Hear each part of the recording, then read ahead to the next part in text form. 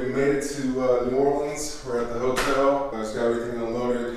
About to go find parking. Oh, the drive, 7 hours. I always find these unique hotels. This is definitely a unique check-in experience. Oh, there's my beautiful wife. There she is. This is really nice. Like, it's really unique. You always book experiences.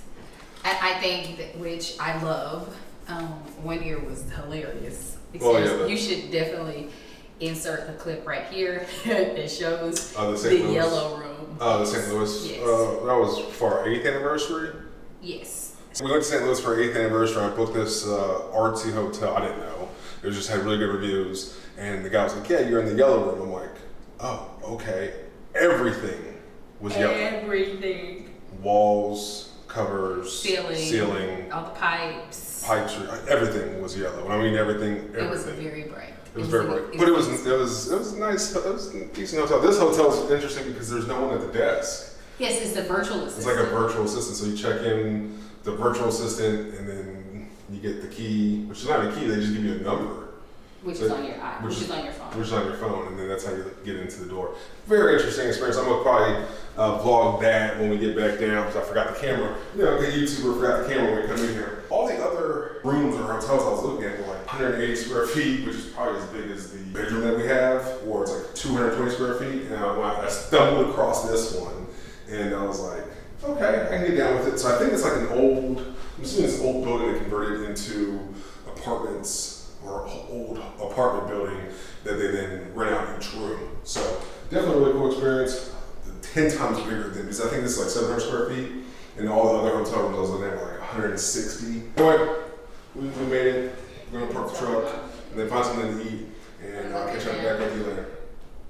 Top of the morning, good people. Happy anniversary to my wife. All right, guys. So here's the car that Ashley got me. Custom made car. Look at that. Look at that bad bitch right there. Look at that big boss. Custom made by Clearance Gets Custom Books. So if you're needing cards or journals, notebooks, head over there. But not gonna show you the inside, but definitely a badass card. Thanks, baby. About to go grab some breakfast. Well, what was it called actually? Two sisters? Who are two sisters? So we're heading there now. Last time we went to Bourbon Street, it was an experience. It wasn't necessarily a bad experience. It's just like sometimes when you walk by, you smell a little throw up and piss.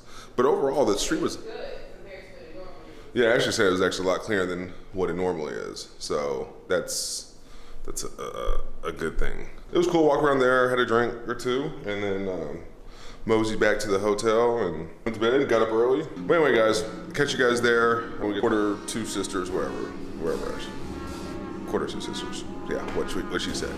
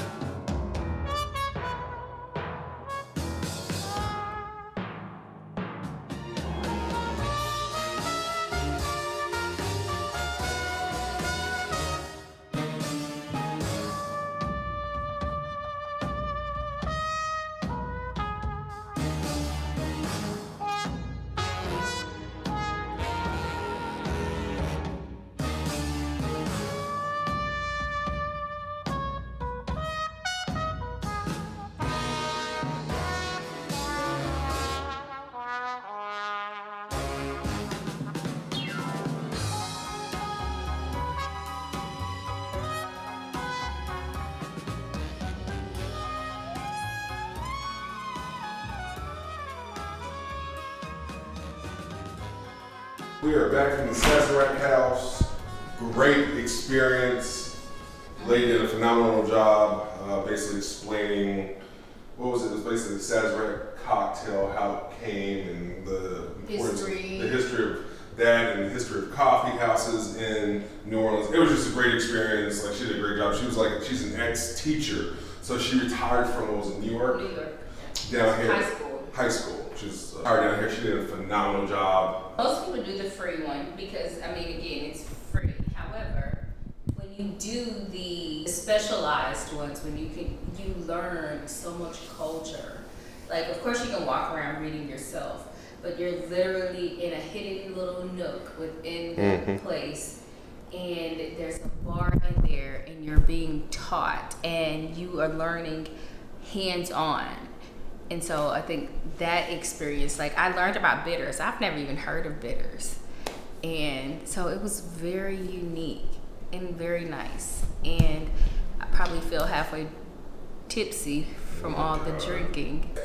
She had 2.5 shots. 2.5 shots of whiskey. So, I mean, I'm not a whiskey drinker. right. And it's 90 proof. So it's not real heavy, but again, so if you're in New Orleans and you want to go to Sazerac House and get a tour, I know they have the whiskey tour, the Sazerac tour. I was trying to say this outside, but I can't remember wrong.